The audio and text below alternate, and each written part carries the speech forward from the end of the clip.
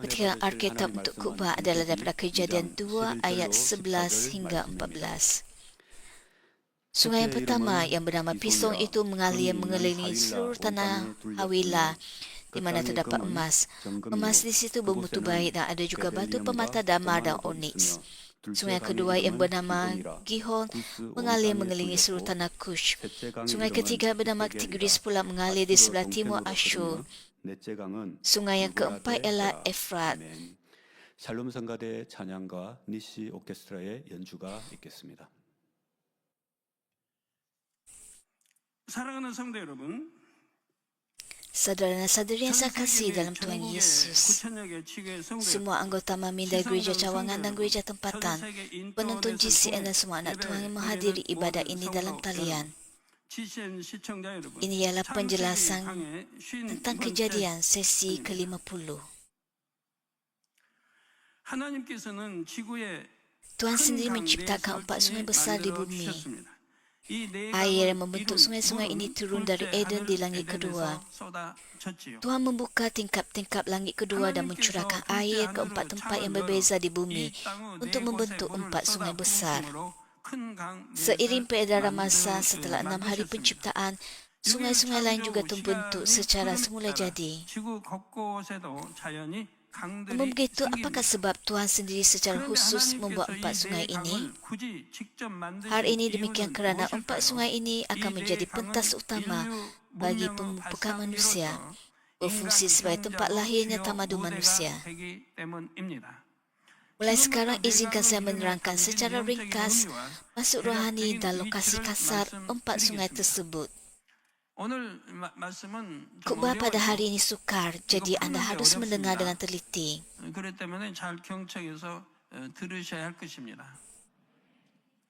Nama sungai dan nama tempat dalam Alkitab ditafsirkan berdasarkan perkataan Ibrani yang merupakan etimologi Perjanjian Lama. Sudah tentu kita boleh mempertimbangkan maksud perkataan Ibrani. Namun begitu, jika anda ingin mengetahui maksud rohani yang diberikan oleh Tuhan kepada sungai-sungai ini, anda dapat memahami maksud tersebut dengan sepenuhnya. Selain itu, ada setengah orang yang cuba mencari taman Eden atau sumber 4 sungai ini di bumi. Namun begitu, taman Eden dan sumber 4 sungai ini terletak bukan di bumi, tetapi di langit kedua. Tidak kira berapa banyak penyelidikan yang dilakukan oleh mereka dengan teknologi canggih, mereka tidak akan dapat menemui kedua-duanya di bumi. Dunia rohani berada dalam dimensi yang sama sekali berbeza daripada dunia fizikal. Sekarang marilah kita meneliti sungai pertama. Kejadian 2 ayat 11 hingga 12 menyatakan, sungai yang pertama yang bernama Pisong itu mengalir mengelilingi seluruh tanah Hawilah di mana terdapat emas. Emas di situ bermutu baik dan ada juga batu permata damar dan oniks. Maksud harfiah sungai pertama Pisong ialah mengalir dengan kelimpahan. Namun begitu, Tuhan menjelaskan kepada kita bahawa Pisong juga mempunyai maksud menghubungkan benua dengan benua dan membuka jalan antara benua. Jika anda mengetahui lokasi Pisong, anda dapat memahami sebab Tuhan berfirman sedemikian. Dinyatakan bahawa Pisong mengalir mengelilingi seluruh tanah Hawilah. Hawilah terletak berhampiran India pada hari ini. India terbentuk dengan berpusat di sekitar sungai Indus yang merupakan salah satu daripada 4 tempat lahir tamadun.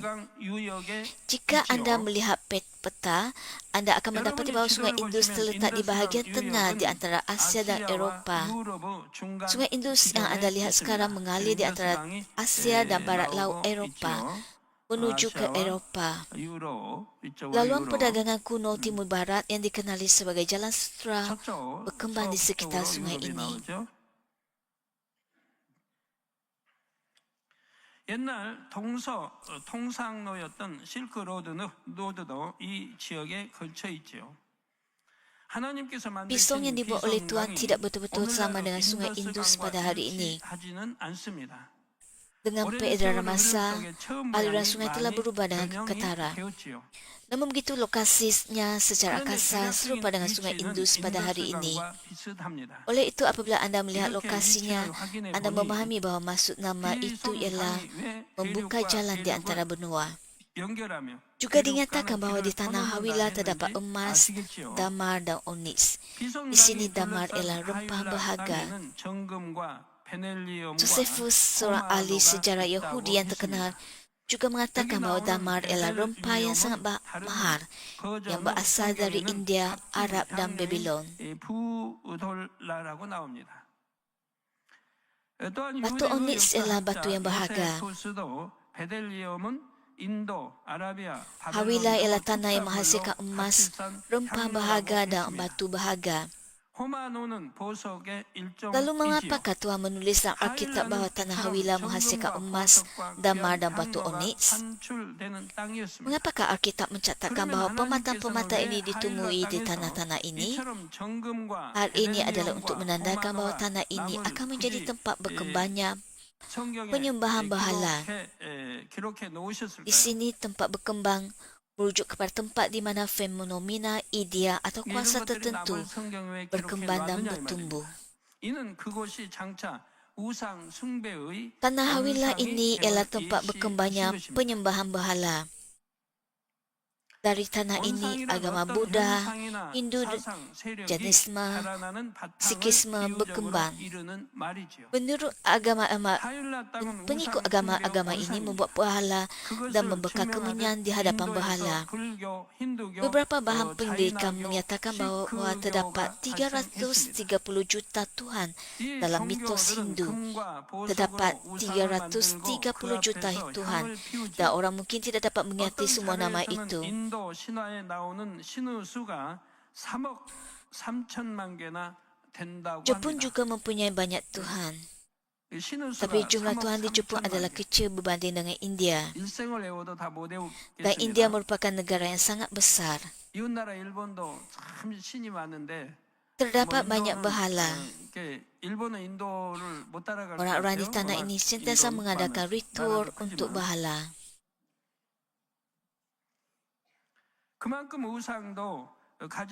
Tuhan telah mengetahui terlebih dahulu bahawa tanah Hawilah, di mana pisau mengalir, akan menjadi tempat berkembangnya penyembahan berhala.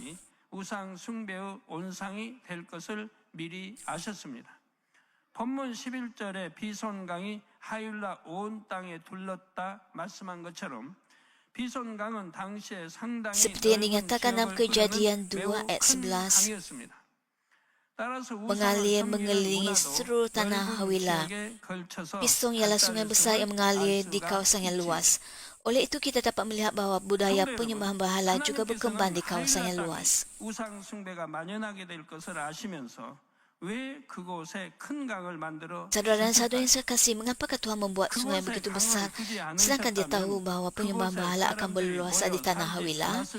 Jika dia tidak membuat sungai di sana, orang tidak akan berkumpul di sana dan mereka tidak akan mencipta begitu banyak berhala. Namun begitu ada sebab Tuhan melakukannya. Tuhan ingin menyempurnakan pemupukan manusia dalam keadilan yang sempurna. Mazmur 96 ayat 4 hingga 5 menyatakan, kerana Tuhan maha besar dan besar puji untuknya, dia harus ditakuti di atas semua Tuhan. Kerana semua Tuhan bangsa-bangsa adalah berhala, tapi Tuhan telah menjadikan langit. Sang pencipta yang menciptakan langit, bumi, manusia dan segala sesuatu ialah satu-satunya Tuhan yang sejati. 하늘을 지으시고 땅도 지으시고 인간도 지으시고 우주 만물도 지으신 분 창조주 그분만이 참 신이신 겁니다. Tuhan Bapa kita yang kita percayai ialah satu-satunya Tuhan yang sejati. Namun begitu pada hari ini, kuasa-kuasa penentang Kristus cuba menyatukan semua berhala menjadi satu. Seperti yang tertulis, Tuhan ialah satu-satunya Tuhan yang layak dipuji dan disembah. Namun begitu, Lucifer dan roh-roh jahat juga ingin menerima penyembahan daripada manusia. Mereka menggoda manusia dan menyebabkan mereka berfikir bahawa terdapat banyak Tuhan. Walaupun semua Tuhan lain adalah palsu dan sia-sia, syaitan menipu banyak orang untuk menyembah mereka. 그러한 만방의 Menyembah 모든 tuhan-tuhan 신은 lain sebenarnya ialah perbuatan 어떠하심에도 menyembah 많은 Lucifer dan 사람들이 roh-roh 사단에게 jahat. 속아서 그 신들을 섬겨왔습니다. 이는 결국 루시퍼와 악한 영들을 Tuhan dapat 섬기는 menghalang 것이죠. tuhan-tuhan dan berhala-berhala yang sia-sia ini 하나님께서는 daripada 헛된 dicipta sejak 신들과 awal. 우상이 Oleh 생겨남을 itu, mengapakah dia 미연에 tidak menghapuskannya? 방지하실 수 있었습니다. Walaupun terdapat begitu 그런데 banyak 내버려 tuhan-tuhan 두신 lain yang 이유는 sia-sia, 무엇일까요? Tuhan ingin manusia memahami 이 bahawa hanya 세상에 ada 헛된 satu 신이 Tuhan yang 많다 benar. 해도 하나님께서는 Tuhan ingin manusia 인생들이 mencari dan 진실로 bertemu dengan Tuhan 참 melalui 신은 kehendak 하나님 bebas 한 분임을 mereka. 깨닫기 원하셨습니다. Bagaimanakah jika tidak ada 하나님께서 tuhan-tuhan palsu 주신 yang 자기 lain? 의지 가운데 Walaupun 스스로 orang menyembah 하나님을 Tuhan, 찾고 hal itu tidak 만나기를 sepenuhnya berasal 바라셨지요. daripada kehendak bebas 만일 mereka. 거짓 신들이 아예 생겨나지 않았다면 Jika hanya 어떻게 ada satu Tuhan 됐을까요? yang wujud, orang akan 인생들이 terpaksa 하나님을 menyembah 섬긴다 satu Tuhan 해도 itu 그것으로 tanpa perlu 스스로 membezakan 자원하는 siapa 것이 Tuhan yang 아닙니다. benar.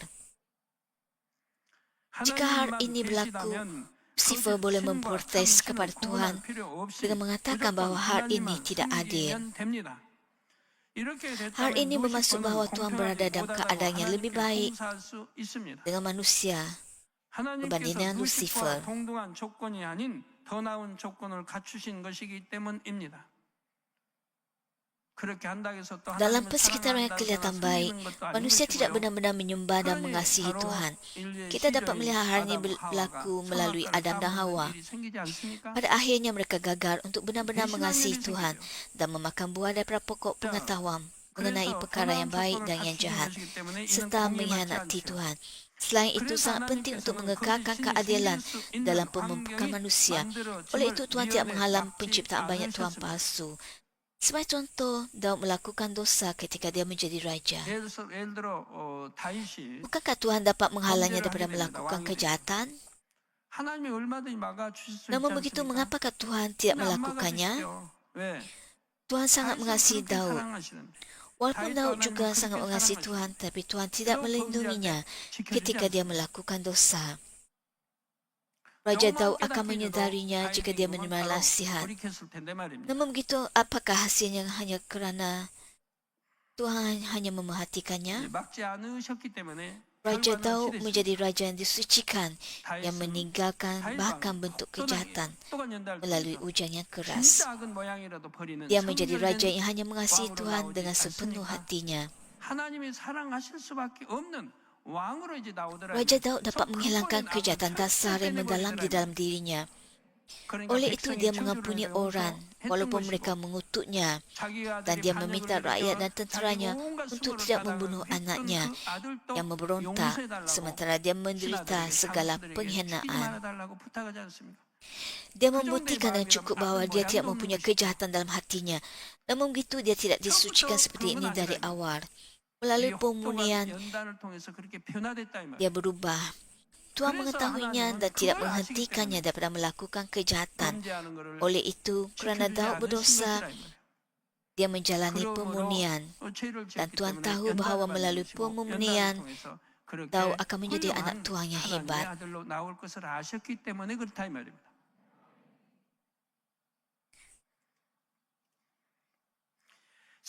Tuhan ingin manusia menyembah satu-satunya Tuhan yang benar, walaupun akan ada begitu banyak Tuhan palsu. Tujuan Tuhan dalam memulakan pemupukan manusia adalah untuk mendapatkan anak-anaknya yang akan mencari dan percaya kepada Tuhan dengan kehendak bebas mereka. Oleh itu, ada orang yang menyadari bahawa Tuhan ialah Tuhan yang benar dan percaya kepadanya. Tetapi ada juga banyak orang yang menyembah Tuhan-Tuhan palsu. Penyembahan berhala kadang-kadang berlaku di kalangan umat pilihan Tuhan, iaitu orang Israel. Pada setiap kali, Tuhan menunjukkan bahawa dia adalah satu-satunya Tuhan yang benar melalui nabi-nabinya. Dia memohon kepada umatnya untuk membuang Tuhan-Tuhan palsu dan kembali kepadanya. Tuhan berfirman kepada orang Israel kadang-kala seperti seorang bapa yang kehilangan anaknya, dan kadang-kala seperti seorang suami yang kehilangan isterinya. Yesaya 1 ayat 2 hingga 3 menyatakan, "Dengarlah, wahai langit, dan perhatikanlah. Wahai bumi, kerana Tuhan berfirman, Aku telah membesarkan anak-anak dan mengasuh mereka, tetapi mereka mendahaka terhadap aku. Lembu mengenal pemiliknya dan keledai mengenal tuan pemilik kandangnya, tetapi Israel tidak tahu, umatku tidak faham. Hosea 2 ayat 19 hingga 20 menyatakan, Aku akan mempertunangkan engkau dengan diriku untuk selama-lamanya. Aku akan mempertunangkan engkau dengan diriku dalam kebenaran dan keadilan, dalam kasih abadi dan rahmat. Ya, aku akan mempertunangkan engkau dengan diriku dalam kesetiaan, dan engkau akan mengenal Tuhan.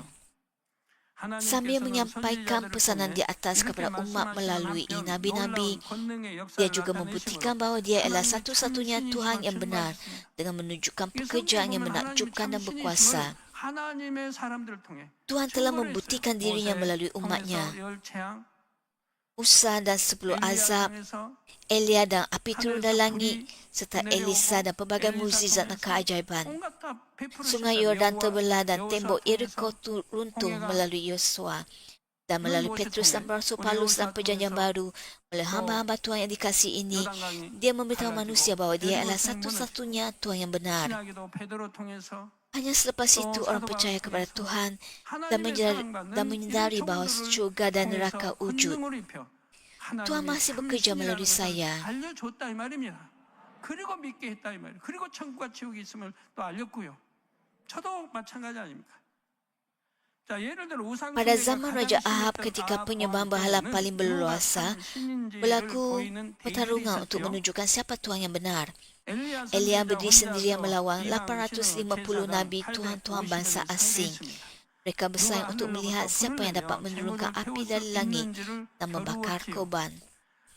Baal dan Asyerah, Tuhan-Tuhan yang disembah oleh 850 nabi itu, tidak dapat menurunkan api kerana mereka adalah Tuhan-Tuhan palsu. Namun begitu Tuhan yang Maha Kuasa, Tuhan kepada Elia mengirimkan api. 1 Raja-Raja 18 ayat 39 menyatakan, ketika seluruh rakyat melihat hal itu, sujudlah mereka lalu berkata, Tuhan, dialah Allah. Tuhan, dialah Allah.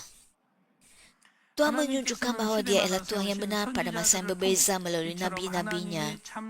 Namun begitu ketika orang Israel masih tidak mendengar, Tuhan memalingkan wajahnya daripada mereka.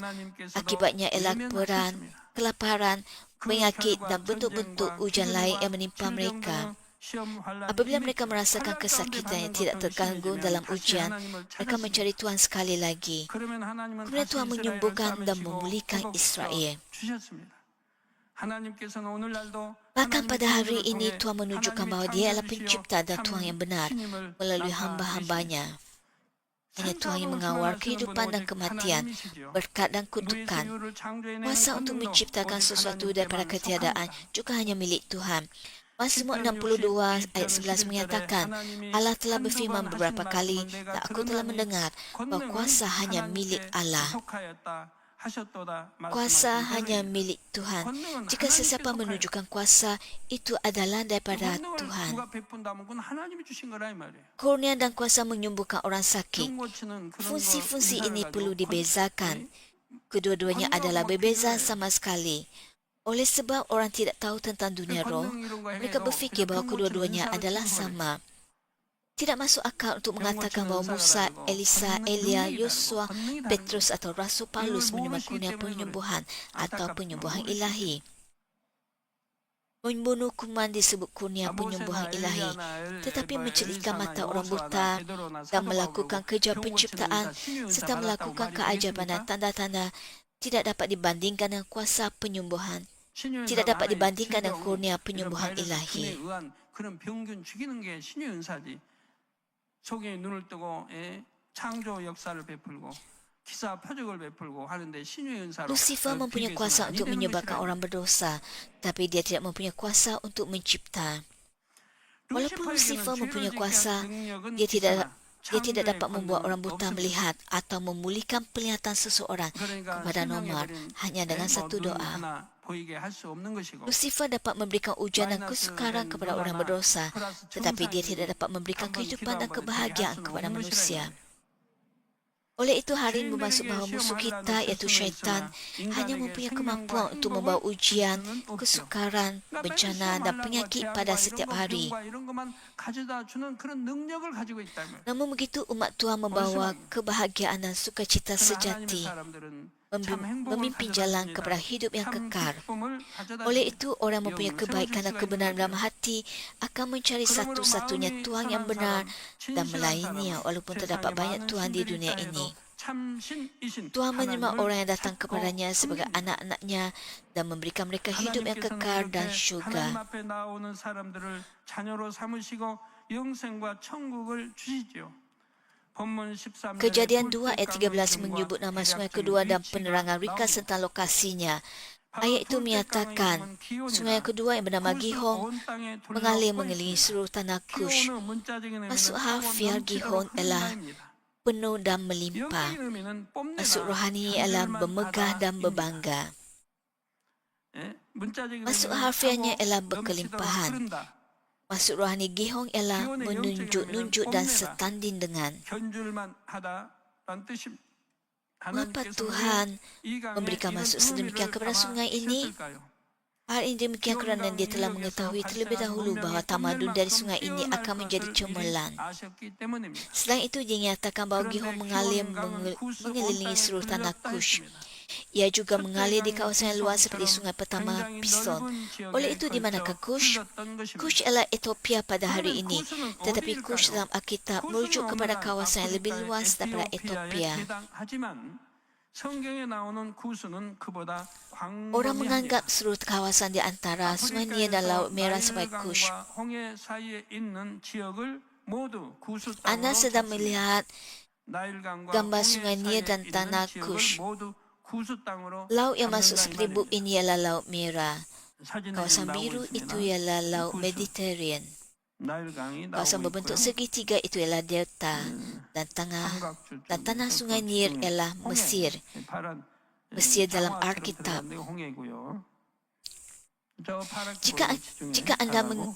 Jika anda menyeberangi Laut Merah, anda akan melihat padang gurun dan Gunung Sinai. Dan jika anda pergi lebih jauh, anda akan melihat Laut Mati. Anda tahu tentang Laut Mati, bukan?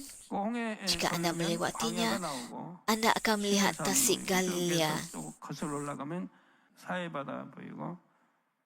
Pada hari ini, Sungai Nil mengalir di sekitar kawasan ini. Nil terbentuk daripada gabungan banyak sungai. Pertama, Sungai Nil putih dari Sudan dan Sungai Nil biru dari Ethiopia bergabung. Kemudian satu lagi cabang daripada Ethiopia, Sungai Abara menyertainya.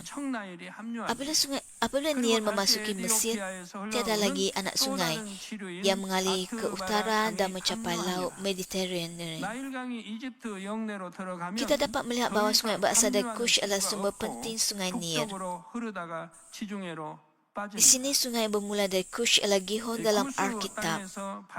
Sudah tentu sungai pada hari ini sangat berbeza daripada ketika Tuhan mula-mula menciptakannya. Kemana sungai-sungai besar mengalir ke laut, sedimen sungai membentuk delta. Kawasan delta sangat subur dan banyak haiwan dan tumbuhan dapat hidup di dalam dan di sekitarnya. Ia juga sangat berguna untuk manusia. Selain itu, ia sangat baik untuk pertanian. Ia mempunyai banyak air tawar dan juga dekat dengan laut. Itulah sebabnya bandar-bandar dan tamadun terbentuk di sekitar kawasan delta. Selain itu, delta Sungai Nil adalah yang terbesar di dunia. Di sekitar delta Nil ini terletak Kahira, ibu kota Mesir serta Alexandria, bandar kedua terbesar di Mesir. 이러한 여러 이점으로 인해 삼각주에서 도시와 문명이 시작된 경우가 많지요. 그런데 나일 삼각주가 바로 세계에서 가장 크다는 사실입니다. Selain itu, tamadun Mesir adalah tamadun tertua di dunia. Dikatakan bahawa tamadun Mesir bermula sekitar 3,200 sebelum Masihi dan berkembang 또한 이 지역에서 selama 발생한 kira-kira 고대 3,000 이집트 tahun. 문명은 세계에서 Tamadun 가장 Mesir ini mempunyai 오래된 tamadun yang lebih gemilang daripada 문명입니다. mana-mana tamadun lain di BC bumi. 3,200년경에 Oleh itu, kita dapat 시작되어 melihat 약 beberapa 3,000년간 peninggalan tamadun Mesir yang menakjubkan. 건설했습니다.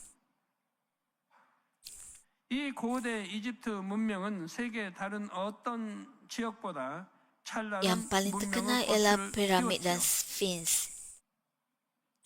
그래서 이집트에 가면 뛰어난 문화 유적들을 볼 수가 있습니다.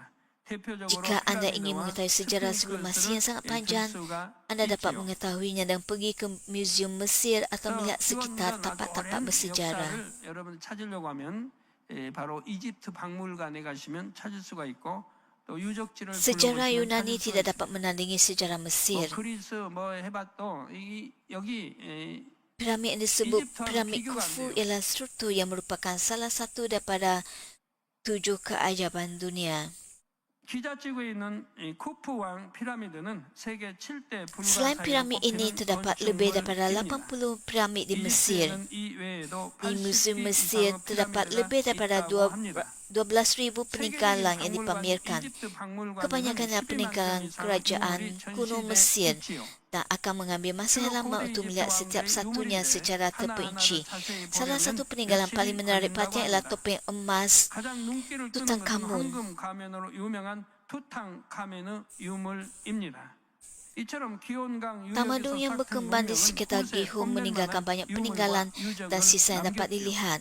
하나님께서는 Tuhan dengan lebih awal telah mengetahui fakta ini dan memberikan nama Gihon kepada sungai ini yang bermaksud bermegah dan berbangga. Ada alasan yang baik mengapa struktur misteri seperti piramid dan Sphinx dibina di sini dan tamadun dapat berkembang dengan cemerlang. 그럴 만한 이유가 있었죠. Jika anda pergi ke Sphinx atau piramid dan melihat dengan teliti, anda dapat melihat bahawa walaupun ia dibina ribuan tahun yang lalu, ia dibina dengan begitu sempurna, tanpa sebatang paku pun dipakukan ke dalamnya, dan masih teguh berdiri walaupun telah menghadapi angin kencang. 그렇게 세워진 거 볼 수가 있어요. 스핑크스 안에도 보면 얼마나 기하학적으로 Jika anda 발달된 melihat ke dalam 건축물인지를 Sphinx, 알 수가 anda 있어요. dapat melihat betapa majunya secara geometri. 그래서 도라나 이렇게 Bangunan-bangunan ini dibina 서로 secara 맞춘데도요. geometri dan dibina dengan begitu indah seolah-olah diukur dengan pembaris tanpa retak atau celah walaupun masa yang begitu lama telah berlalu. 벌어지기도 할 텐데 Anda dapat melihat fakta-fakta menakjubkan ini dengan masuk ke dalam Sphinx. 닿을 텐데 Hal ini demikian kerana kawasan ini mempunyai hubungan rapat dengan Adam yang tinggal di Taman Eden. 뭐 핀트만 하나 생기지 않고요. Saya akan menerangkan hal ini dengan lebih terperinci pada masa yang akan datang. 그 안으로 이렇게 쭉 이제 스핑크스도 보시면은 그 알 수가 있는데요. 이 지역이 에덴 동산에 살던 아담과 Saudara-saudara yang saya kasih dalam Kristus, sekarang izinkan saya menerangkan sungai yang ketiga. 드리겠습니다. 사랑하는 성도 여러분. Kejadian 2 ayat 14 menyatakan, 14절 전반절에 셋째 강의 이름은 히데겔이라 아수르 동편으로 흐르며 있습니다. 셋째 강의 이름인 히데겔은 티그리스 sungai 강의 ketiga 히브리어 bernama 명칭입니다. Tigris pula mengalir di sebelah 히데겔은 timur 문자적인 Asyur. 의미는 화살처럼 Nama Tigris 빠르게 dalam bahasa 흐른다는 Ibrani 뜻입니다. ialah Hidekir. 그런데 하나님께서는 Hidekir 이 강이 secara harfiah 영적으로 bermaksud 척박하다, mengalir 방해하다는 뜻이 있다 mengalir 하셨습니다. secepat anak panah. 왜 Namun begitu 이런 Tuhan 의미를 berfirman 갖게 bahawa nama ini 되었을까요? secara rohani 그것은 mempunyai maksud 이 menjadi 강 tandus dan 위에서 mengganggu. 발생한 나라들과 Mengapakah ia mempunyai 이스라엘과의 maksud sedemikian? 관계성 때문입니다. Hal ini demikian kerana hubungan 히데겔은 Israel dengan 아수르 동편으로 dengan 흐른다 bangsa-bangsa yang 했지요. terbentuk di sekitar 티그리스 sungai 강은 ini. 오늘날 터키에서 발원하여 Dikatakan bahawa Tigris mengalir ke timur Asyur. Tigris pada hari ini berasal dari Turki, mengalir melalui Irak dan keluar ke Teluk 페르시아만으로 Parsi. 빠지는 이 강입니다. Berpusat di hulu sungai Tigris, terdapat sebuah negara yang berkembang sekitar 3000 sebelum Masihi. Negara itu ialah Asyur. Orang Asyur menduduki kawasan ini bahkan sebelum Abraham dilahirkan. Bandar negara Asyur juga disebut Asyur. Dan pada hari ini kita dapat menemui Tigris di sebelah kanan Asyur. Negara Asyur ini berkembang di kawasan ini untuk masa yang lama dan ia menakluki Israel timur utara sekitar 720 sebelum sekitar 721 이 지역에서 sebelum Masihi. 오랫동안 번성했던 Namun 나스로는 begitu BC pada 625 721년에 sebelum Masihi, 이스라엘을 pemilikan tanah ini 점령했습니다. berubah apabila Babel mengambil alih. 그런데 Babel BC memperluas kuasa 625년에 mereka 이 dan ia 땅의 bahkan 주인이 menaklukki 바뀌죠. Yehuda Selatan pada 바벨론이 이 땅을 차지하는 것입니다. 586 sebelum Masihi. 바벨론은 점차 세력을 넓히다가 Ketika BC Babel menaklukki Yehuda Selatan, 586년에는 mereka membawa orang buangan ke Babel sebanyak 3 kali. Salah seorang daripada mereka yang dibuang ke sana ialah Daniel. Itulah sebabnya dalam kitab Daniel terdapat catatan tentang Tigris. 끌고 갔지요. 그때 포로로 끌려간 사람 중에 다니엘이 있습니다. Daniel 그래서 10 ayat 다니엘서에 4 menyatakan, 강이 등장합니다. 다니엘서 10장 4절에 정월 pada hari yang 24일에 ke-24 dalam bulan yang pertama, aku berada di tepi sungai besar, iaitu sungai Tigris. 그런데 이때는 이 땅의 주인이 바벨론에서 Namun begitu pada masa ini, pemilik tanah ini telah bertukar kepada Parsi sekali lagi daripada Babel. Babel ditaklukki oleh Parsi pada 539 sebelum Masihi. Oleh itu, tanah Israel juga diperintah oleh Parsi sehingga 330 sebelum Masihi. Seperti yang dijelaskan di atas, bangsa-bangsa yang menakluki tanah di sekitar Tigris telah menakluki dan memerintah Israel. Akibatnya, tanah Israel pada hari ini menjadi tanah yang tandus dan kering. Selain itu, Israel masih mempunyai konflik dengan negara-negara di sekitar Tigris. Pada hari ini, Irak terletak di kawasan ini.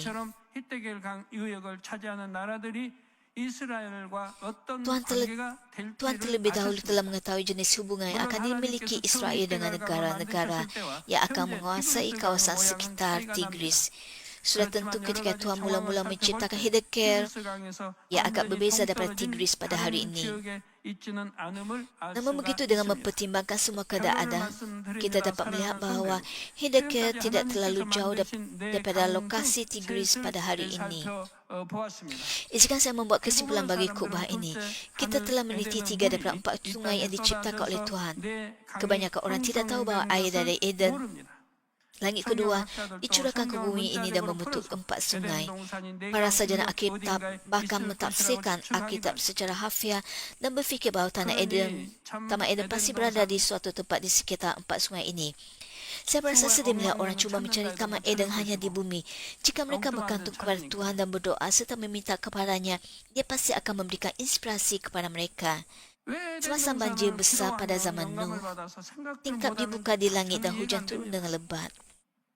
Ya, ia melitupi bahkan gunung-gunung tertinggi di bumi. Air itu cukup tinggi untuk melitupi seluruh bumi. 그래가지고 지구 높은 산까지 다 덮어버리잖아요. 그 얼마나 많은 물의 양이 쏟아졌습니까?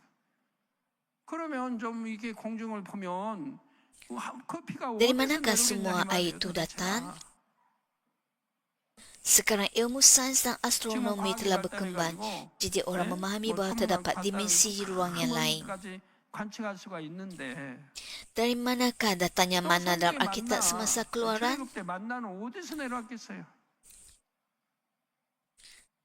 Sangat sujud di langit tinggi dengan suhu sekitar negatif 100 darjah Celsius.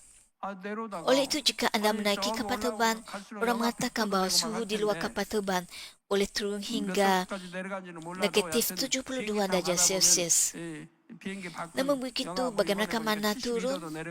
Jika mana hanya turun dari langit tinggi, mana akan turun dalam keadaan beku dan pecah.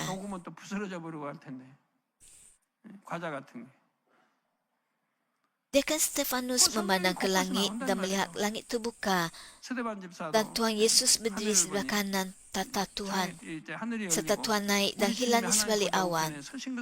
Mengapakah Tuhan Yesus naik ke dalam awan? Anda mungkin berfikir bahawa dia akan terus naik. Tapi mengapakah dia dilitupi oleh awan dan hilang di sebalik awan? Jika anda memikirkannya secara menyeluruh, orang sepatutnya menyadari sesuatu. Tetapi mereka tidak tahu apa-apa. Selain itu, bagaimanakah UFO harus diterangkan?